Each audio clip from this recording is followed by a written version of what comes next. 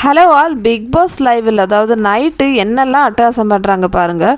Task ஆட சொன்னால் பார்வதியை வச்சு செஞ்சிட்ருக்காங்க ஹவுஸ்மேட்ஸ். நைட்டு இந்த விக்ரம் என்ன பண்ணியிருக்காரு, பார்வோட முடியை வந்து கட் பண்ணிட்டேன்னு சொல்லிட்டு அந்த முடியை கையில் பிடிச்சி சுற்றிட்டுருக்காங்க. பார்வுக்கு தெரியல.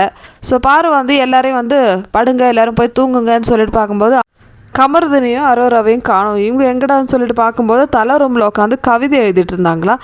டே என்னடா பண்ணுறீங்க, போய் படுத்து தூங்குடான்னு சொல்லிட்டு பாரு சொல்கிறாங்க.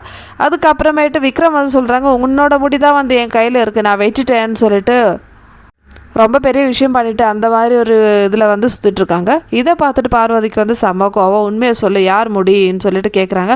ஓ முடி தான் வெட்டினேன்னு சொல்லிட்டு பாரு வந்து டென்ஷன் பண்ணுறாங்க. இது கேட்ட பாரு டென்ஷன் ஆகுறாங்க. அவங்க வந்து சண்டைக்கு போகிறாங்க. அது எப்படி என்னோட முடியை வெட்டலான்னு சொல்லிட்டு விக்ரம் கிட்ட சண்டை போடுறாங்க.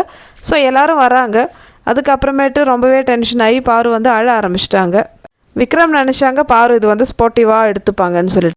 ஆமாம், பார்வைக்கு எதிராக யார் என்ன சொன்னாலும் இல்லைனா யார் எது செஞ்சாலும் வந்து அவங்க வந்து இது ஜஸ்ட் டாஸ்க்கு இல்லை ஃபன்னி அந்த மாதிரி தான் எடுத்துக்கணும். ஸோ அவங்க வந்து பர்சனலாக எதுவும் எடுத்துக்கூடாதுல்ல, அதானே அந்த வீட்டில் இருக்கிற ரூல்ஸு.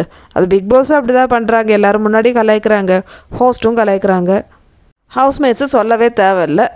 சரி, இப்போ பிரச்சனை என்ன ஆயிடுச்சுன்னா கடைசியில் வந்து விக்ரம் சொல்கிறாங்க, இது உன்னோட முடி இல்லை சுபிக்ஷாவோட முடின்னு சொல்லிட்டு.